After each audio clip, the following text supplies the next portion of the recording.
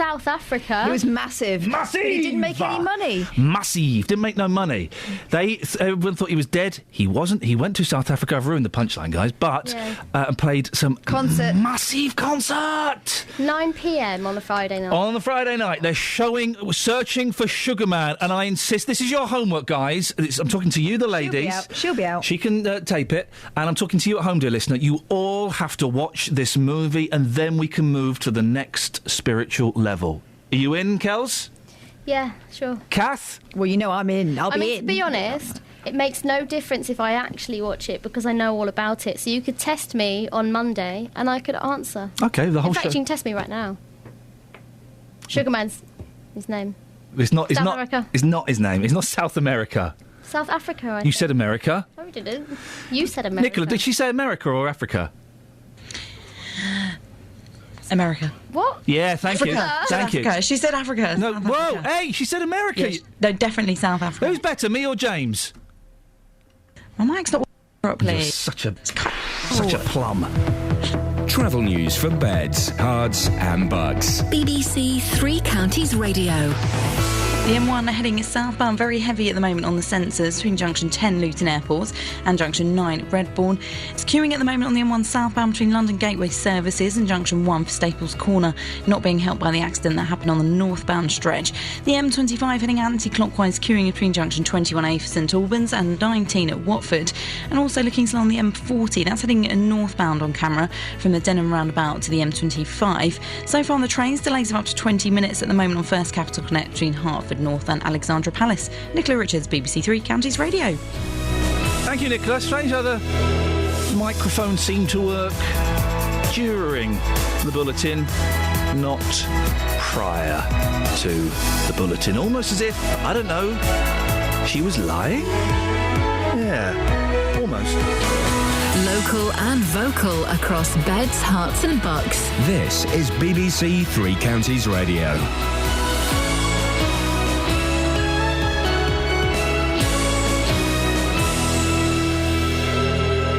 It's 8 o'clock. I'm Simon Oxley. The headlines warning over extreme speeding in Herts and Bucks. EU leaders looking for balance and protest over Leighton Buzzard development. BBC Three Counties Radio. Campaigners are calling for extreme speeding to be as socially unacceptable as drink driving. Two stretches of A Road in Hertfordshire and Buckinghamshire saw the highest speeds recorded by police in the last year. 119 miles per hour on the A414 at Stansted Abbots and 127 miles per hour on the A413 Wendover bypass. Peter Roger is from the Institute of Advanced Motorists. We shouldn't be seeing figures of people travelling at 119 mile an hour in a 50 mile an hour zone. And when you look at that bit of the A414, there's a reason that 50's there. It's because there's a junction. If someone's bothered to spend all the money to create the speed limit, there has clearly been a problem. At the end of their summit in Brussels, EU leaders have said a balance needs to be struck between decisions taken at a national and a European level. It follows the gains made by UKIP and others in the European elections. The former Foreign Secretary Malcolm Rifkind believes the rest of Europe is coming round to David Cameron's way of thinking. If France now believes there has to be less involvement, less interference by the European Union in matters that aren't crucial that they be done uniformly throughout Europe, that's a huge ally for the United Kingdom. Firefighters are urging people to take extra care in the kitchen after two fires in Milton Keynes yesterday and 23 throughout Buckinghamshire and Milton Keynes so far this month. A block of flats had to be evacuated in central Milton Keynes yesterday lunchtime. Two women needed hospital treatment. Later, firefighters rescued a dog from a flat fire in Browns Wood. A man is due in court this morning after being recaptured after escaping from an open prison in Buckinghamshire. 36-year-old Wayne McLeod walked out of Spring Hill Prison in Grendon Underwood on Sunday evening. He was arrested yesterday. Demonstrators from Leighton Buzzard are heading to London this morning to protest outside Westminster Abbey against plans to build an out-of-town retail park on land owned by the church commissioners. Protester Victoria Harvey says the proposed development will take too much money out of Leighton Buzzard Town Centre. They're planning to build build a retail development on the edge of Leighton Buzzard, which won't be the massive retail development we've got in Milton Keynes. It will be small shops the same size as the town centre, a DIY store the same, smaller than our home base, and it won't have any clothes shops, so it's not providing anything new. The Environment Secretary, Owen Paterson, will officially open the world's largest fresh milk dairy in Aylesbury this morning. The Minister will be at the Arla Food site at Aston Clinton, which has created 700 jobs and processes milk supplied by more than 900 British farmers. In sport, Wycombe say they're fully confident there is no case to answer after relegation rivals Bristol Rovers claimed Wanderers may have breached FA rules. Wycombe were recently fined £10,000 by the FA, but escaped any points deduction. The weather, a cool and damp day with showery rain, some of which could be heavy, a maximum temperature 15 degrees Celsius, and you can get the latest news and sport online at bbc.co.uk/Three Counties. BBC Three Counties Radio's big tour of beds, hearts and bucks. There's a lot of history and heritage to be investigated. It's all about where you live. It's a very friendly town, and the people are excellent. And all this week, we're featuring Dunstable. Dunstable's nice and quiet, and it makes you feel free. People generally are quite nice to you. If you get away from the main road, it's lovely and peaceful. The big tour of beds, hearts and bucks. BBC Three Counties Radio.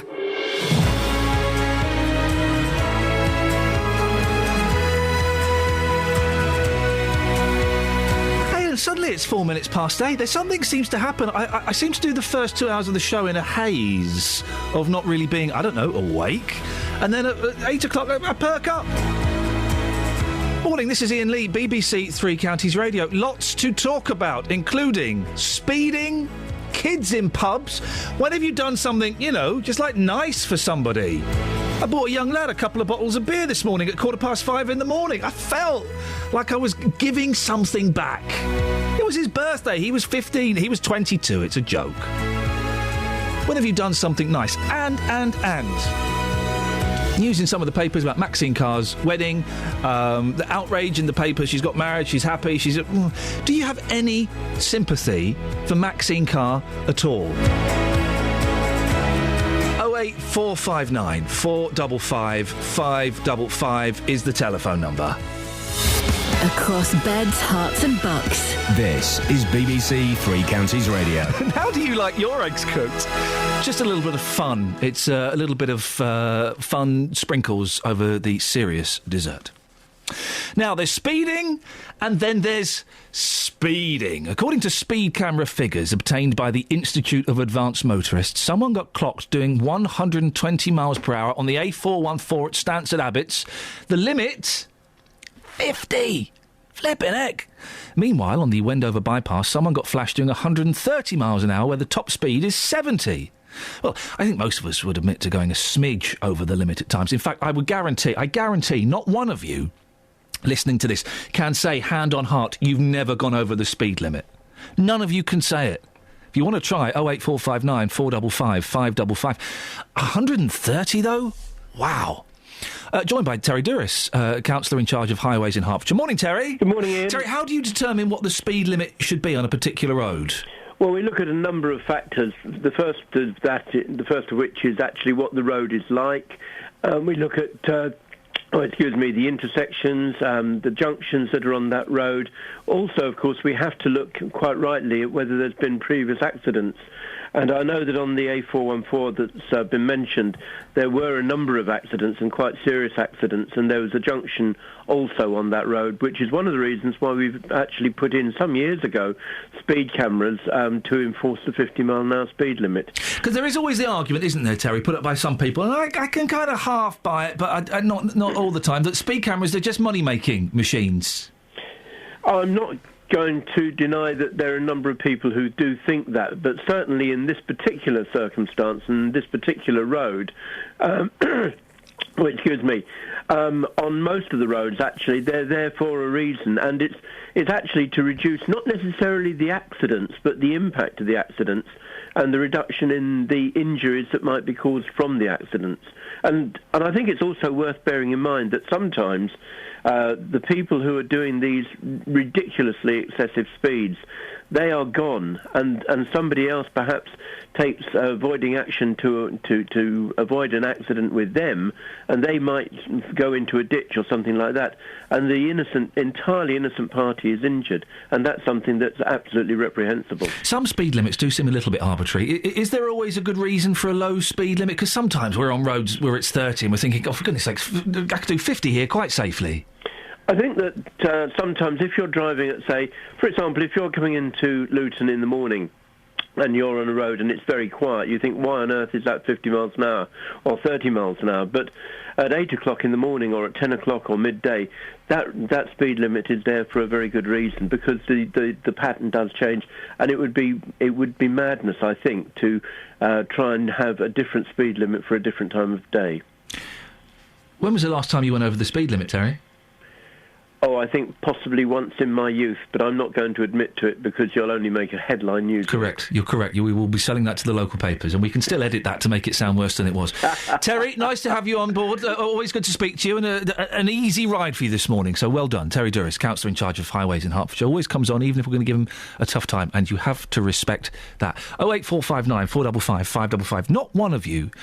Of course, you'll say you've never... Sped? Is sped a word? I don't think sped is a word, but we're using it. Catherine's nodding. It's a word. Sped isn't a word. Yeah, you sped past somebody. Oh, I speeded past somebody. No, you sped. I speedily went past someone at high speeds. You can also say that, but you can say sped. Steve, is sped a word? I don't know. It's like brang. Brang isn't... I'm about illiterate, me. No, don't do yourself down, Steve. Brang isn't a word. You sound like my mum. She doesn't think mended should be a word. Mended it. She thinks it sounds like it's made up. Do you mean Menzies? John Menzies? No, you mend it. I mended it. There's a Neil Diamond song. Song she sang I mend it. Song she sang to me. Song she brang to me. It sounds right in the song, but it in a word... What about raise, then? You know, you can raise an house to the ground. How can you do that? Yeah, because it's raised. It's spelt different. It's the same way you spell razor. But what's that got to do with raising a house, That's though? like cutting it right down to the very base. You could raise a house, but you certainly wouldn't raise a child. Well, I wouldn't. That would be horrific. Steve, what have you called in for? You was on about speeding and that. Yeah, you've done it, haven't you? Well, we've got them coming down our road at 100 mile an hour plus most weekends. What is the limit on your road? 50, 60. Hang on a minute, you don't know what the limit is. Well, we're in countryside 1 minute, and the next minute we're down onto Washington. Because this is the thing, you know those windy country roads? Yeah. The limit's 60 miles an hour on those bad boys. 60 miles an hour! Yeah, well, they come through. Where we are, we're between Hempstead and Redbourne. Yep. And I mean, weekends, there's motorbikes going down there at 100 mile an hour plus. There's cars going down at that speed and all. You know, and they said we can't have speed cameras down here because you've got to have 3 fatalities in 1 year. Oh, yeah, there is he's right, there's a weird formula for what gets a speed camera and what gets, you know, if there's a sign... Are you outside? Yeah, I'm outside. I'm feeding the animals up at the minute. It sounds like you're in an episode of The Archers. Oh, it could be there, you know, boy. It sounds wonderful, Steve. Just be quiet. Let's have a quick listen. Hang on. Oh, nice, isn't it? It sounds fantastic. Oh, I envy you. I'll be honest with you. I think I'm one of the luckiest people alive because we live right not far off the M1. Yeah. And we've got all countryside and that, and you know, I'm very lucky. We've got all the animals in the land and that. So what animals are you feeding? We've got horses mainly. Beautiful. Well, Steve, listen, go put that piece of plastic technology in your pocket, switch it off, and go and admire the night. Didn't that sound fantastic? What a nice thing to say. One of the luckiest people in the world. Can you switch Isn't that nice? How many of us feel like that ever? Not me. Never mind every morning. Not me. I mean, you girls must because you get to hang out with me every day. But for me, I mean... Huh? Hey, Philip's in Amptill. Morning, Philip. Morning, Amptill. No, hang on. What? I've never had that before. I've had people say their name to me, but never their location. Morning, Amptill. This is Philip there from Lee. Yeah, Philip. Yeah, I'm in Philip. Yes. Worrying, isn't it, mate? Yeah, I mean, just a couple of things here. And you talk about speeding. I mean, they do make these cars and bikes. I've had top speed motorbikes for years. You know, that do up to 150, 160 mile an hour. Yeah. What is the point of that? Well, to be fair, you know, when I go out on a Sunday morning, or when I have done in the past, I get out on a road that I know is perfectly safe, and what do you see there? Speed traps. It's there to make money. But, I mean, I go out and, as I say, have a dual carriageway or something, give it a blast. I'm not a stupid rider, got a clear licence for 30 years, and I just take it easy. Are you saying, Philip, that in your time you've done a ton? Oh, my God, yes. You've done a ton 10? Yeah, well, I won't go there, but I mean, the bike, on a track, I've done 180 mile an hour on it. Flippin' heck!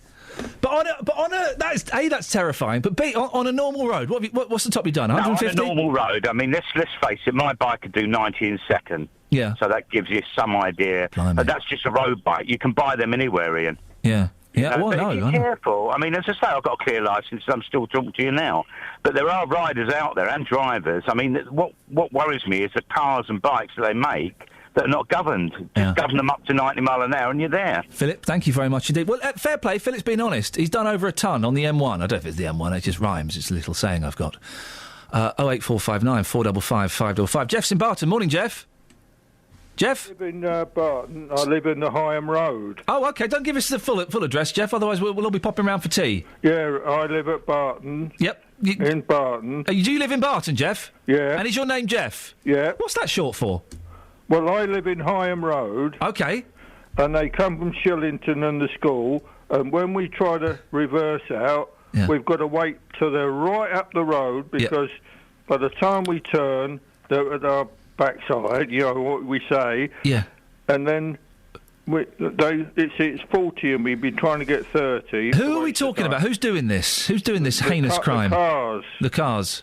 And when I come from my friend from the hospital near there, and I come along the road at 30, and these big cars are pushing you along with their headlights, and some of them put their beams on to try and make you go faster. And I flip it. I hate that when I'm abiding or slightly below the speed limit, and they're beeping me and flashing me. Oh no, sir, that's going to make me go a little bit slower. People walk across the road, so you've got to make sure that there's no accidents. Do you drive, Jeff? Let's be honest. Do you drive? Yes, I do. No, hang on. Let me finish the sentence. Do you drive? Yes. No, let me finish.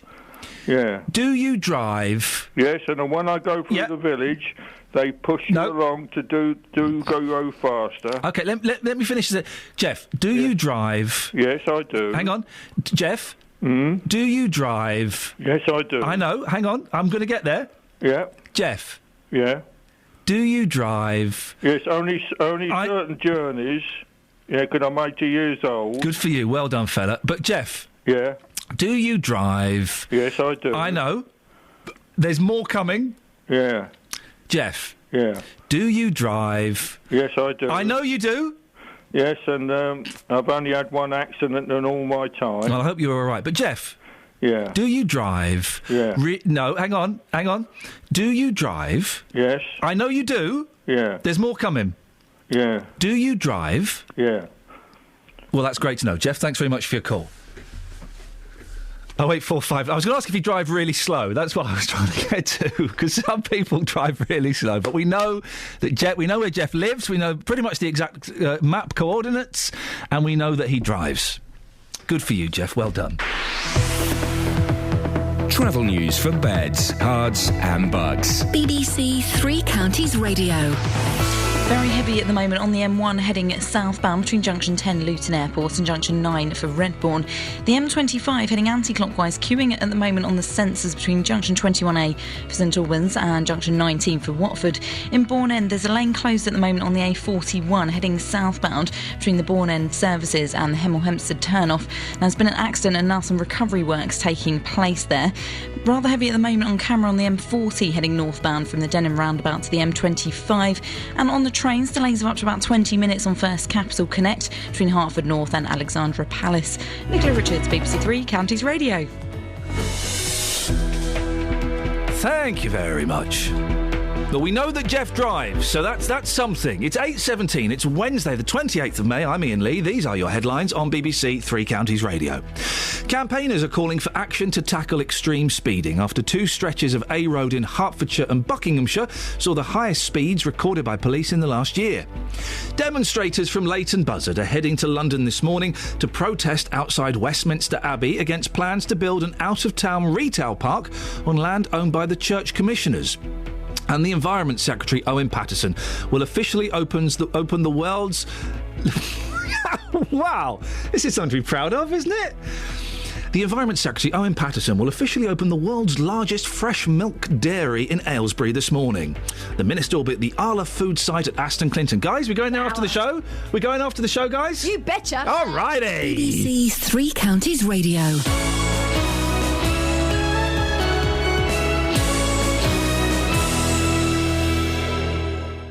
On Sunday, Luton was a sea of feathers, families and flamboyance. It's amazing, it's huge. Lots of young people have been working like crazy up at the UK Centre and in their homes. And we were there live all afternoon. I'm very proud today. It's the first year that we've taken over the whole event completely. Hearing from the people taking part. Tell us, how long have you had to train to actually do this? Have you had to practice on this? It doesn't look easy standing here. The people behind the costumes. It hasn't got the heels like you have on your normal feet. And the people who made it all happen. And people from different ages, adults and kids, that were part of this big dancing group. Catch up with everything you missed via our website, bbc.co.uk/3 counties. Been last year, it wasn't as much people last year as it is this year. Or go to facebook.com/bbc3cr. Hey! I hope that off button works on the microphone. Man alive. Have we learnt nothing? Never say anything offensive or libellous, guys, near a microphone, and yet we were doing both. Peter in Aylesbury. Iain, the speed limit on the Wendover bypass is 60, not 70, as you keep saying. Sorry, Pete. Thank you for the correction there. Mm-hmm. I've been doing 70 on there, so I haven't. No, you wouldn't, because you work for the BBC. I'd never speed. When you work for the BBC, you no longer ever speed. I bought a young lad a couple of bottles of beer at 5:15 this morning. I gather. What a kind, generous thing you did. It was his birthday. It's lovely. He said he was 20. He said he got any suggestions of what I could do for fun. And I thought, I have been asked that question before, and it's been gay slang.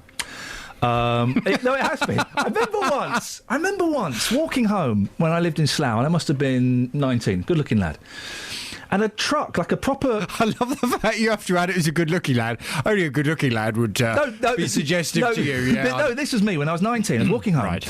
And a lorry pulled... in the middle of nowhere, right? And a big truck pulled up, right? It's like 2 o'clock in the morning. All right, mate. All right. Yeah, do you know anywhere around here, I could have some fun? And there's me, naive me, going, no, mate, it's 2 o'clock in the morning, you're in the middle of nowhere.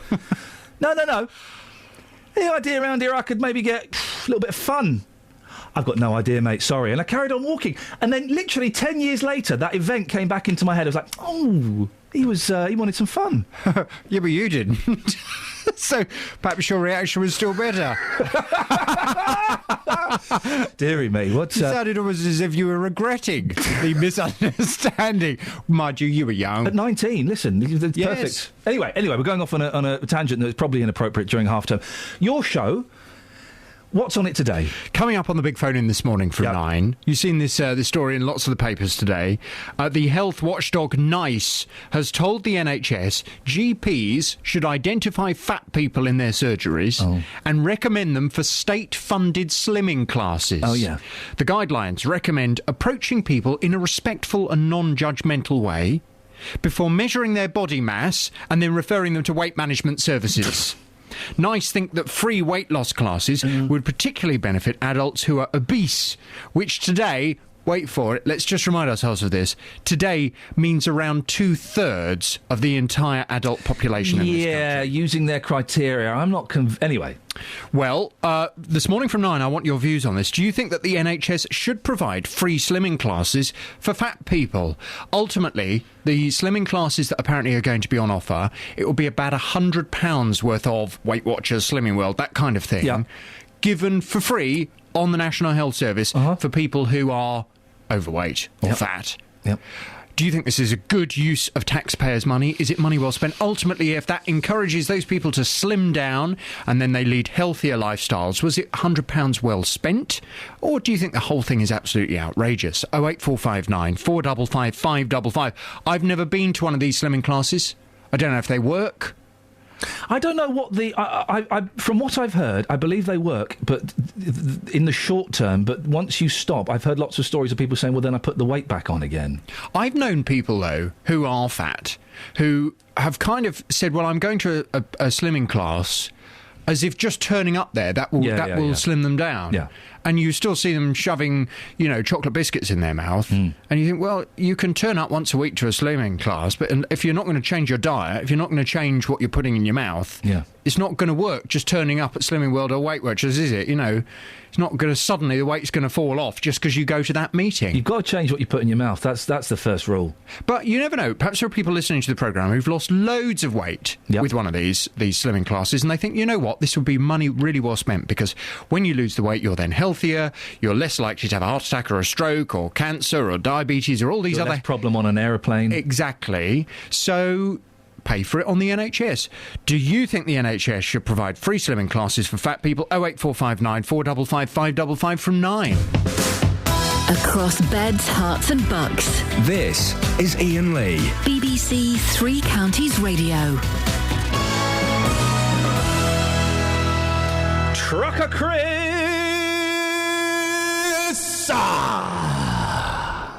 Good morning, sunshine. Do you know what, mate? I'm on the top of the world, looking out on creation, and I'm feeling good today, Chris. Yeah, I don't blame you. Especially when you've done that guy a good turn for his birthday. Yeah, I bought a young lad a couple of bottles of beer at 5:15 in the morning. That, my friends, is generosity that knows no bounds. Yeah, but you're helping him drink himself to death. 22, isn't it? Oh, nuts. I didn't think of that. Never mind. What you got for us, Chris? Well, first of all, good morning, Lady Cat. Hiya. Trucker Chris. Trucker Chris. Trucker Chris. Yeah, you're talking about speeding.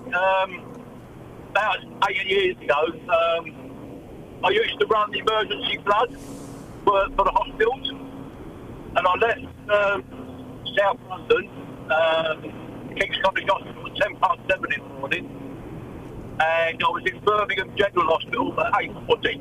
Sorry, whoa! Central London and to Birmingham, to Birmingham in an hour and a half. Yeah. Are you nuts? What speed were you doing, you lunatic? About 142. What? And I had a clear, and I had permission to do that because I was running emergency. Who gives you permission to do that? No one's got permission to do that. Oh, they can if you run emergency medical supplies. Did you have blues? Did you have blues and/or twos though, Trucker Chris? Pardon? Did you have blues and/or twos on? No, didn't have anything. All you have is you have a special bike. It's got all the fluorescents on it. You wear a fluorescent jacket, and the police just let you go. Okay, well, you have to take a special course in doing it. Yeah. Okay. Because you take a police motorcycle course, but they let you do it because it's the only way you can get medical supplies and special blood and somebody's having a transplant. You can get them there quick. Chris, look, I'm going to let you go because the line's rubbish, and I think the science behind that story is as well. I can't believe that we need another blood man. I've seen those bikes, yeah, though, those blood bikes. I've seen them wending their way, but we need a blood man or woman. 08459 455 555. Now, there was a time when taking a woman into a pub would have been unthinkable. Never mind. Can I just say I didn't write this sexist tosh? What is this? How you think I speak? My grandma still thinks it's not appropriate for a woman to go into a pub on her own. Anyway, we're talking about pubs allowing children in. That's the basic premise, isn't it? Just saying, in the olden days, pubs were no place for women, never mind children. OK, the Golden Lion in London Colney's had a bit of a checkered past. Some of its punters were a bit druggy and punchy, but now its new landlords are looking to turn things round to create a family-friendly pub. But kids? Pubs? Really?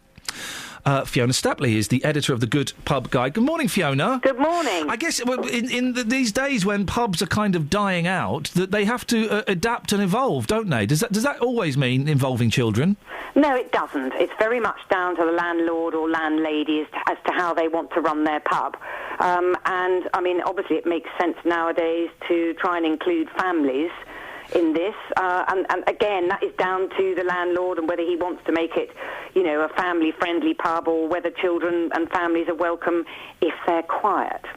What are your views on kids in pubs, Fiona? I think kids in pubs are absolutely fine if they're well behaved, and I think this comes down to what the landlord and landlady think as well. I mean, it's quite telling in that we I speak to hundreds and hundreds of pubs every year, and, it comes down to questions, opening hours, blah, blah, dogs, love dogs, treats behind the bar, children, there's always a silence, and then there might be a little sort of, yes, well. And, most publicans love children, but, not if they're badly behaved and run around tripping up waitresses and screaming or throwing, paddy fits over something they don't want to eat. It just spoils it for everybody else. Yeah, that seems to be the theme this morning, that most people are kind of in favour of it, but you do get these irresponsible parents that let their children run amok. They think it's okay. They treat it like a creche, don't they? Yes. We've had so many landlords saying, I don't mind, I welcome families in, but I'm not going to be there, a childminder for their child who, they sit and eat their food, and I'm supposed to look after their child to stop it falling into the fire or poking the dog's eye out or, again, tripping up waitresses. So it's a very tricky line. When did it... Because I remember when I was a kid, you weren't allowed in pubs. You had to stand outside with a packet of cheese and onion and a glass of lemonade while your dad went inside. When did it change that kids were allowed in pubs? Well, I think actually it's not so much allowed by law. It's what publicans wanted to do when they realised actually they were missing out on a huge market of families. I mean, having a family of sort of 5 or 6 into a pub on a Sunday lunchtime is actually quite a lot of money. So they suddenly began to think, well, hold on a minute, we're missing a trick here. Is this the way forward? Do you think more and more pubs will eventually come? Because the image we have of a traditional boozer, where it's a load of men with beards comparing pipes, that's pretty much gone, hasn't it? Well, I think it depends on the pub. There are an awful lot of pubs, actually, that do specialise in, beers, and those are the customers they want. But I think, on the whole, most pubs actually have a public bar where actually children are not allowed. Or if they are allowed in there, they're only allowed at certain times, and, they're not actually allowed near the bar counter. So I think it's great if a pub can have, a public bar where if you want to not be with families, you can go and sit by the fire and have a pint and a chat. Whereas, a lot of pubs nowadays do have all sorts of dining rooms and eating areas, and some are allocated specially to families. Fiona, I appreciate your time this morning. That's Fiona Stapley, editor of the Good Pub Guide, 08459 455 555. Travel news for beds, cards and bugs. BBC Three Counties Radio. Very heavy at the moment on the M1 heading southbound between junction 10 for Luton Airport and junction 9 for Redbourne. The M25 heading anti-clockwise, slow moving on the sensors between junction 21 the M1 and junction 19 at Watford. Taking a look at Bourne End on the A41 heading southbound, there's a lane closed at the moment between Stony Lane and also the Hemel Hempstead turn-off. Some recovery works taking place after an accident. In Waltham Cross, queuing on the A10, and that's at junction 25 for Enfield of the M25. On the M25 itself, it's queuing heading clockwise to junction 24 for Potters Bar because of traffic light failure. So far, checking in on public transport, delays of up to 20 minutes on First Capital Connect between Hertford North and Alexandra Palace. Nicola Richards, BBC Three Counties Radio. Across beds, hearts and bugs. This is BBC Three Counties Radio.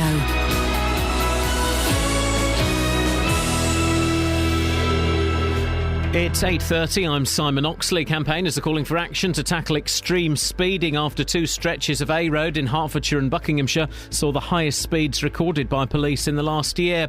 Demonstrators from Leighton Buzzard are heading to London this morning to protest outside Westminster Abbey against plans to build an out-of-town retail park on land owned by the Church Commissioners. And the Environment Secretary Owen Paterson will officially open the world's largest fresh milk dairy in Aylesbury this morning. The minister will be at the Arla Foods site at Aston Clinton, which has created 700 jobs.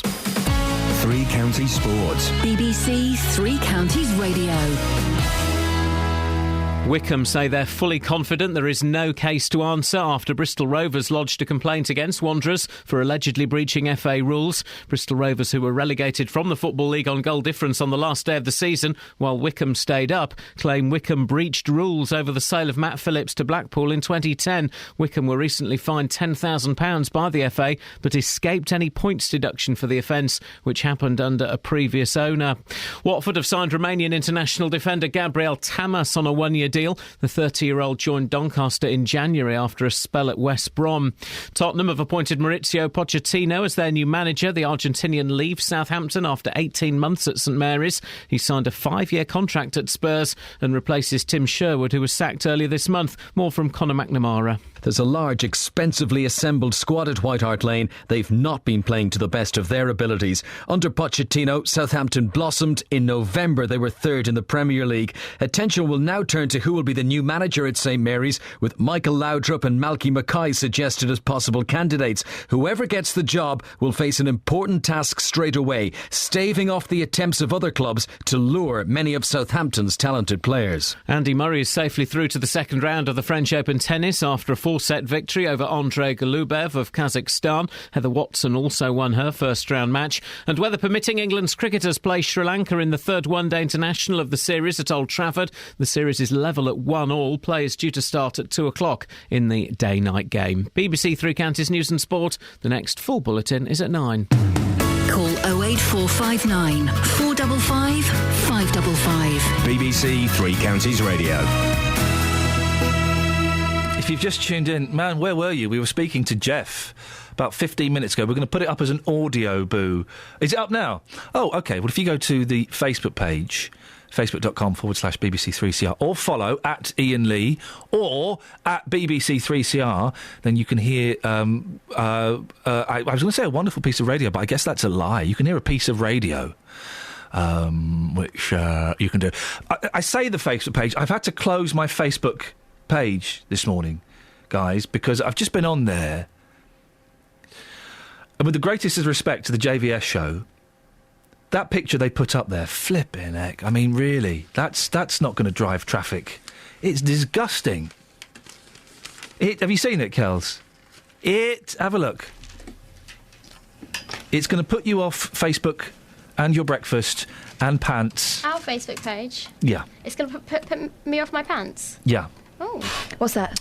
I've had to close. I'm angry with JVS and Tim. Oh! Yeah, that's why! Wow. Look at the Facebook page. It makes me want rice pudding. Is there something in there? It looks like rice pudding. So it does look like. Wow. What's the question? Is that Kim Kardashian? It's the most horrific photograph I've ever seen. It really is. Is it one of the JVS team? I think it might be. 08459 455 555 is the telephone number if you want to give us a call. What are we talking about this morning? We're talking about kids in pubs. Is it ever a good idea? Speeding. No one can phone up. No one can call me this morning and legitimately say, hand on heart, I've never sped. I've never gone over the speed limit. We all do it. We all think, I can push this. So the motorway's empty. I'll do 75. We've all done it, haven't we? 08459 455 555. But a story that's really got me interested. And I know, Justin, you've been out on having a look at this one, haven't you? Yes, I have, boss, the front page in the Mail. It's in some of the other papers. Maxine Carr marries in £2,000 dress. See page 5. Oh, OK. Just before the One Direction band smoking a doobie. Bride Maxine loved all the attention, joking with the guests at lavish ceremony. So a murderer, Ian Huntley's former lover, Maxine Carr, has married in a lavish ceremony at a luxury hotel. Carr, 37, wore a £2,000 ivory wedding dress as she and her husband exchanged vows in front of a registrar. The woman who was jailed for giving Huntley a false alibi for the 2002 murders of 10-year-olds Holly Wells and Jessica Chapman is said to have loved being the centre of attention, joking with guests. Now, she didn't murder the kids. She gave an alibi. What she did was awful and was inappropriate. Mm-hmm. But she's been in prison. She served her time. And I'm just asking the question, have you got any sympathy for Maxine Carr? I think, Iain, by you even putting that question out there, I think that you're probably the bravest broadcaster in Great Britain this morning. I don't think you'll be hearing that phone in elsewhere. But, yeah, it's an interesting question. I've been in Luton this morning asking people, have they got any sympathy for Maxine Carr? Here's what people had to say. In some respects, yes. If she's served her time, it's time for everybody to move on and let's give her a second life, a new life. Well, it's pretty wicked for the press to follow her, from west to east. Give her room to move, give her some space. She's got a chance for a new life. Are you almost too forgiving, though? Are you too nice as a human being? Possibly I am, yes. But, it's not an eye for an eye or tooth for a tooth these days. Well, Darren, you've seen the stories about Maxine Carr in the papers this morning. Do you feel sorry for her at all? No, not at all. Really, she should be in jail. She should be in there until she dies. Even though it was an alibi, and again, she had no part in the killing of those two poor girls. She tried to cover that killing up of two innocent children. Even though she served time, no sympathy. She hadn't served enough time. No, not enough time at all. I guess to a degree, but she put herself in that position. So it's kind of self-inflicted what she's getting back now, isn't it? No, none whatsoever. Well, I don't think that, that it's somebody who can actually stand by somebody knowing, and I mean, she must have known what he'd done. And then she's protected at taxpayers' expense for I don't know how many years. And then can turn out and have a £10,000, £12,000 wedding. So we believe, yeah. Yeah, an awful lot of youngsters out there working 5 days a week. All the problems with putting homes together these days and all the problems that go with it. No, absolutely dead set against it. I'm a taxpayer. I'm 65 years of age and I'm still working. Well, as soon as I mentioned this story, your face completely changed. But do you not think that everyone deserves a second chance? She has served her time now. She didn't kill anybody. No. Do you think that she should be allowed to try and move on with her life now? I've got no problem with anyone trying to move on with their life, but what is she actually putting back into society? I don't feel she's putting anything back into society. She's took it all to be protected from society, and I think there must be some way that she could actually contribute towards it. Well, with the greatest of respect, because Maxine Carr now has a new identity and anonymity, we have no idea what she's doing. Absolutely. We have no idea where she is. We have no idea what she's up to. I would assume that she is probably got a job and she's probably contributing tax. Yeah, so you could say, yeah, she's giving something back to society. I think that person made the point, as a taxpayer, I paid out this money to protect her. She's not giving anything back. We can't prove that, how she's doing that. But I think, a lot of people this morning saying, well, in actual fact, this person has served time in prison. Yes, it was 21 months. Some would argue not long enough, but she has served that time. She should be allowed now to move on with her life. It was interesting, the first... I expected genuinely a whitewash of no, hang her, kill her, we don't want anything to do with her. The fella at the beginning, what he vocalised is what the justice system should be in this country. You serve your time, you get rehabilitated, you are released into society, and you are allowed to... kind of almost repent for what you've done in the past. Absolutely. Again, I made the point to him, are you too nice? Are you too forgiving? He doesn't think so. He thinks, that's the way this system is run in this country. She has served her time, and if she is going out and she is in love and she is getting married, well, why should us as a nation know all about that? Because that now is her life. She has spent time behind bars, and now she has moved on. There's an interesting text from Michelle. Thank you, by the way, Justin. Stay there, because I want to have a quick word with you about something. Michelle says she was duped by him. Leave her alone, I say. I'm sure she lives the nightmare all the time. I'm surprised that we're getting so many people kind of saying that. I have to say, I looked on the Daily Mail website today, and again, I thought the same as you. I thought this morning, going out on this, you mentioned to me earlier on, was a bit dangerous to be talking to people about that on the streets this morning, but it wasn't too brutal on the streets. And secondly, if you look on the Daily Mail website, again, a lot of people there saying, leave her alone. Yes, she gave an alibi. She was in love with somebody. She did the wrong thing. We all know that, but she served the time. Now leave her alone. Now, Justin, listen, I don't know if you've heard my wonderful story of triumph over adversity, hope in the face of darkness, one man's generosity to a boy. Yes. 22-year-old lad outside a supermarket at 5:15 this morning, waiting to go in. The reason we couldn't go in is the owner was having a poo. Yeah. The young lad told me it was his birthday. He asked what he should do on his birthday. I gave him some really good tips, and when you come up into the office, I'll tell you what those tips were. Yeah. I just recounted what I did on my 22nd birthday, or what I would have liked to have done. And then, we said goodbye. We went into the shop. I got something. And I was paying for it. He came up to the counter with 2 bottles of beer. I went, I'll pay for those as well. He went, what? I said, I'm going to pay. Yeah, I'm paying for those 2 bottles of beer. He said, "Are you sure?" I said, "Yeah, it's your birthday, son. I feel like a father figure. I remember being 22. Enjoy yourself. Go on." And I paid for the bit. And I was just wondering, Justin, you legend. I'm a legend, aren't I? You are a legend. That you is know a that. That is legendary fantastic. thing to do. Top man. I bought a 22-year-old lad some beer at 5:15 in the morning. You strike me as a legend, Justin. Have you ever helped anybody? Yes, actually. I'll tell you a story. About 2 months ago, I was in the fish and chip shop. It was a Luton Town match, and somebody came up to me and they said, "Justin, I'm really sorry to ask." Now, I'd never spoken to this person before, but they must have recognised my voice or face from the radio, whatever, doing some broadcasts at Luton Town at Kenilworth Road. He said to me, "Look, I'm really sorry, mate. I'm starving hungry, but I've left my money at home. Can I borrow some money?" I said, "Hey, don't worry, Luton Town have won. Have some chips on me." Hey. There you go, son. You're a legend. You're a legend too. You're a legend. You're a legend. You are a legend. A legend. Legend. He bought a starving man some food. What have you done, Kath? You both got done, that's what happened. We didn't get done. You got done, He royally. bought a starving man food. It doesn't get... I bought a thirsty man liquid. It doesn't get any more basic than that. Didn't sound like he was thirsty. Sounded like he'd had more than enough liquids. I really hope he has a great day. I don't even know his name. No. Or his birthday. His birthday? Not his birthday. It's his birthday. He'll be off to Nando's next to see if he can get some free cake. Oh, dearie me. Matt's in Luton. Good morning, Matt. Hello, Ian. What, have you ever done anything nice for anybody? Probably not. I always have.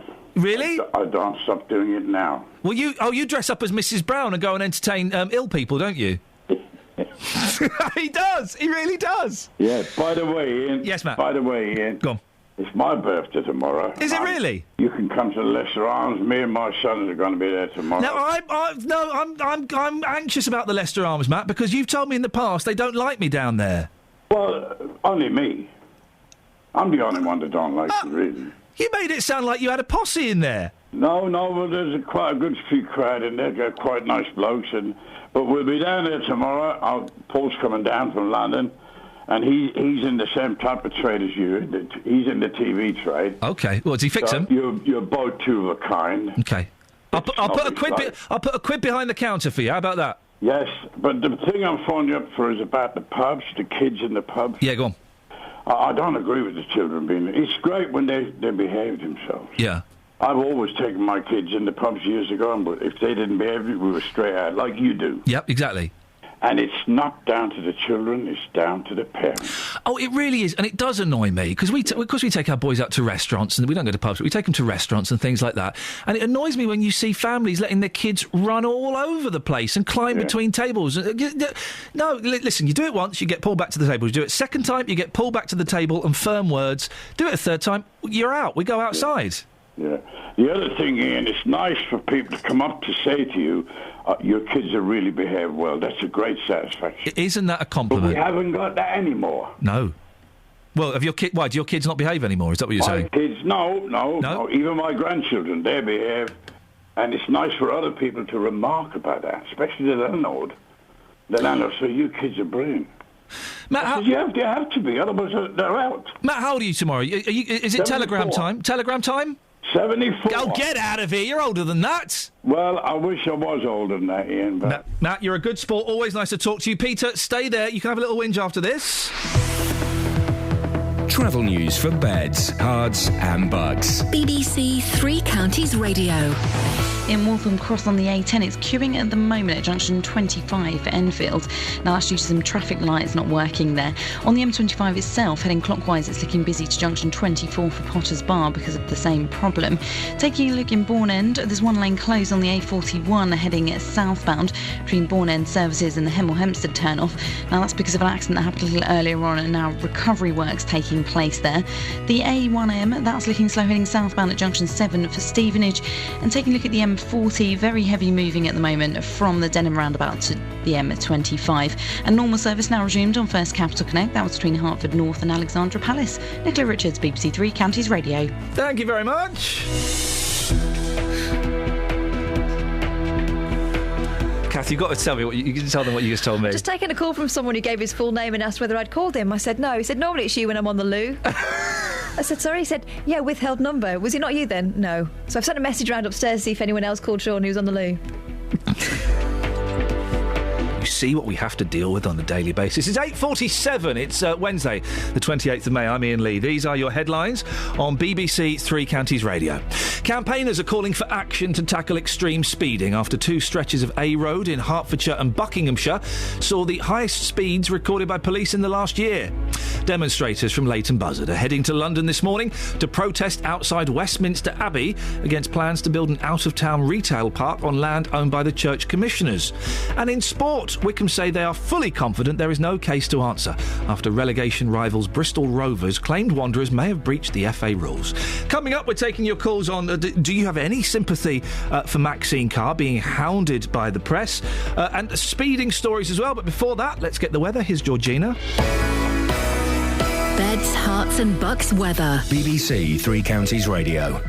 Hello there, another cloudy day today. Some more of that light showery rain around, but also some heavier bursts within that. Fairly chilly too, with temperatures up to 15 or 16 degrees Celsius. Tonight, though, mostly cloudy with some rain. That's going to be heavy at times too, with temperatures down to 12 degrees Celsius. And then tomorrow, some more showery rain with some heavier pulses. Probably a brighter day tomorrow, but with limited sunny spells, and starting to dry up through the evening, with temperatures up to 16 degrees Celsius. Then Friday, things change a little. It becomes drier and brighter. We may start to see some sunshine and lighter winds too, and that stays for the weekend at least. We'll have some isolated showers at times, but for many of us it will be a dry weekend with improving temperatures. That's your latest forecast. Every weekday morning. My show's called The JVS Show, 9 o'clock in the morning on BBC Three Counties Radio. Jonathan Vernon Smith. I deal with the consumer problems that affect people all over Beds, Hearts and Bucks. And I said, well, I didn't come all this way to be looking at a broken down hotel. Those companies, those councils, those organisations that are letting people down. This guy turned around and said to me that they're not prepared to pay me, and I said, so you're forcing me to take action. And he said, good luck, and put the phone down on me. I get my teeth into them. Oh, Jonathan, I'll start crying soon. We don't know what to do. Deal with them and hopefully get results for you, the consumers. And it got so convoluted, I thought there's only one person who can sort this out. The JVS Show on BBC Three Counties Radio. I want to say well done you for being enlightened, but that kind of demeans the other argument, which I think is valid. And the subject of Maxine Carr, do you have any sympathy for her? I'm erring on the side of yes, I do. And I thought we'd mention this, we put this out there and we just get a load of abuse. But one or two of you have shown a real enlightenment, and I don't use that word lightly, but pun intended, a real enlightenment, a real sense of empathy. Evan Luton has texted him. How many people have been asked by a friend to tell a small lie to cover for them, only to find out the cover was something more serious? I stayed at a mate's house last night, only had one drink, the tree jumped in front of us. She was in love with Ian Huntley. He asked her to cover, but he probably didn't tell her what he really did. Have you got any sympathy for Maxine Carr? She's got married. She went to prison, served time for what she did, which was lie, which was create an alibi. An alibi that covered up something, horrific. And I'm not in any way saying this to demean or denigrate those two young children that were murdered and the pain and suffering the families must be going through. But doesn't our justice system work that people serve their time for the crime and then they come out and they're given a second chance? Really easy for me to say that. I've not been the victim of anything particularly horrific. Of course, that's going to make it easy for me to say that. 08459 455 555. Steve's in Luton. Morning, Steve. Morning, Ian. Steve, what would you like to say? I think you've just said virtually what I was going to say, to be honest. Oh, well, thanks for calling. I'm agreeing with you. Go on. It's straightforward. The general public are just stupid who read cheap sheets and don't understand the law and what happens. The fact is, she made a mistake. She's been punished for it. And you've got to look at what crime she actually did.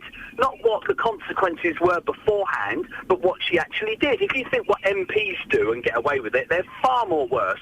All she did was tell a little lie for her boyfriend that she was in love with. It was a little lie that extended the investigation period by quite some considerable way, because the police dismissed him from their inquiries because of what she said.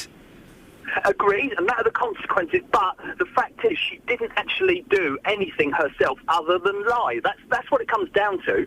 It was a lie, and the consequences around it were horrendous, don't get me wrong, but at the end of the day, she told a lie, and she probably didn't even realise exactly what he did or the consequences behind it, whereas MPs who lie about their expenses do. Steve, thank you very much. Thank you. I'm really surprised by the reaction this is getting. It's got some really odd details in this article. Carr served 21 months in jail for perverting the course of justice and was released in May 2004, so she's been out for 10 years, and then granted a lifelong anonymity order and a new identity. But while she's been free for 10 years and has now started a new chapter in her life, the families of the murdered schoolgirls will still live in the shadow of the terrible crime. Don't forget, the person who committed that terrible crime is still in prison and will stay in prison for the rest of his life. Her husband's name and the wedding venue cannot be disclosed. However, Carr, and this is where it gets weird. A, how do they know this? And B, so what? Carr is said to have spent the morning having her hair and makeup done, was seen smiling with her bridesmaids before the ceremony. She was given away by her mother, who was herself jailed for 6 months in 2004 after intimidating a witness who gave evidence against her daughter. An account of the wedding suggested that everything went to plan. The happy couple said their vows and signed the marriage certificate before joining friends and family on the hotel patio for drinks and photographs.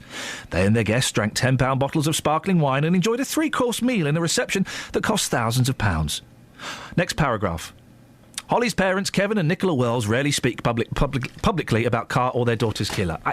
So they've approached them by the sounds of it and they don't want to talk about it. This makes me really uncomfortable. The detail was of any bride getting married, wasn't it? Yeah. I think we have to go on the side of being sympathetic towards her. She's been out of prison for 10 years, and this hounding is never going to stop. You know, if they have a baby, ex-Soham boyfriend girl has baby. You know, it's. This is the reason why she has been granted anonymity. By the way, boyfriend girl. I could have just used the word girlfriend. I've realised. Yes. Yeah. But. And then her kid's going to be followed through life. The son of, you know, it's just relentless. It's just relentless. We've got a couple of minutes if you want to call in about that. 08459 455 555. Pete's in Walmer Green. Morning, Peter. Good morning. What would you like to have a whinge about, sir? I was going to talk about speeding, actually. Go on. If they put a regulator on any driver that's caught speeding at the cost to the driver, yes, that would literally stop a lot of it in its tracks. I think this is going to be the way forward. I think in 10 years' time, all new cars, and it will be encouraged to be put in old cars, will have these little boxes that monitor your speed and your driving. I think insurance companies are going to demand it. And an endorsement on your licence too. Yep. I agree. I think we should have them. I'd be up for having one. They're very dangerous on the A1 every day as well. Peter, I know you didn't call in about this. Have you got any sympathy for Maxine Carr? Well, I don't really know enough about the... Okay. I can't remember enough about the background details of it all. Yeah. It was, as far as I'm concerned, if someone's served their sentence, which has been given by a court, then let them finish living their life. Yeah. Because it reflects on their child, it reflects on everything that happens to them in the future, and that's all wrong. Peter, thank you very much. I wish we had another hour to talk about this, because the crime was horrific, OK? 2 little girls brutally murdered. Horrific. But are we so upset about Maxine Carr because of the media sensation it became? There have been other child murder stories. I haven't got time to really go through this. There have been other child murder stories that didn't generate the publicity this did. This became one of those things that everybody kind of latched onto. Is that the reason? 08459 455 555. We've got a minute. If you want to call, I'd pick up the phone now because we may not have time. Pedigree Pete's on the line. Morning, Pete. Good morning, my friend. How are you? I'm good, thank you, boss. What you got for us? Well, is your radio on? No, definitely not. OK, are you on speakerphone? Well, I've got my earpiece in. Oh, it's flipping rubbish, but go on, we'll try and get through it. Go on. Right, your nice deed today is giving that gentleman and buying him his beer. Yes. Right, it was very nice. How do you know he's not an alcoholic? At 5:30 in the morning, I certainly don't go out and buy beer. He was a young lad. It was his 22nd birthday. He'd probably been up all night, and he was going to be up all day. Well, I would be very doubtful because, I mean, I'm not saying he wasn't, but, to buy somebody alcohol at that time in the morning, he could well have been, He could have been. He bought two bottles of girls' lager. Do you know what I mean? He wasn't buying a big bottle of cider or anything like that. Right, that's fair comment then. That's fair comment. Yeah, all right, I'll let you off on that one. Thank you, Pete. Although, but yeah, thank you very much, Pete. He was a 22-year-old lad. He was celebrating his birthday. He just wanted to party. Kels, you know what that's like. What's girls' lager? Just like just like a light lager. Why would that make it a girls' lager? I drink ale. Kath? After having the phone call from someone who told me I must have phoned him on the toilet. Sean? Yeah. I've just had a phone call from someone who said, yeah, who's that? And I said, Catherine. He said, why am I phoning you? Put the phone down. I often ask. It's an excellent point. I think it's for JVS. It's JVS. It was Jonathan. Yeah. He could have been a little... He didn't tell you who he was? I feel a little bit... Isn't that rude? Isn't he rude? He puts that disgusting Why am I phoning picture... you as if I'm not worth phoning? Well, I mean, I can see his point there. But still, you'd think he would have said, I'm so sorry, Kath, it's Jonathan Vernon-Smith from the JVS show. I'll call you later. We'll talk. I'm sorry to have wasted your time. I know you're really busy. Instead, he just slammed the phone down. Yeah, why am I calling you? I mean, why am I talking to you is a thought I often have, but I wouldn't verbalise it to your face, behind your back. Of course I would. Right, that's it. That's your lot. Let's get the travel. Travel news for beds, cards and bugs. BBC Three Counties Radio. The A1M heading southbound, heavy moving on the sensors around junction 7 for Stevenage. Queuing at the moment on the A10, and that's at junction 25 for Enfield. On the M25 itself, looking busy clockwise to junction 24 for Potters Bar. That's due to the traffic lights not working. Queuing at the moment on the Barnet bypass, heading southbound between Stirling Corner and Mill Hill Circus. And looking rather heavy on the North Orbital Road just off the M25. Heavy moving on the A41, heading southbound between the Chesham Turnoff and Berkhamsted. And on the trains, so far this morning, no reported problems or delays. Nicola Richards, BBC Three Counties. Nicola, I cannot let this go unfinished. Who is your favourite breakfast presenter? Is it me or is it that Wally James Whale? Oh, you. It was always you. Yeah, get in there! In your face, Whale! Excellent! And thank you, Nicola. And you are one of my top 10 favourite travel broadcasters. Thank you. Right, that's it, that's your lot. I think we got away with it. If you go to the Facebook page, you'll not only see a disgusting picture advertising the JVS show, you'll also hear a wonderful clip of me speaking to Jeff, an 80-year-old gentleman who I don't know, does he drive? Local and vocal across beds, hearts and bucks. This is BBC Three Counties Radio. Thank you, Iain. That disgusting picture is a big fat bottom. Welcome to the JVS show. It's Wednesday, it's 9 o'clock, and on today's Big Phone In, I'm asking, do you think the NHS should provide free slimming classes for fat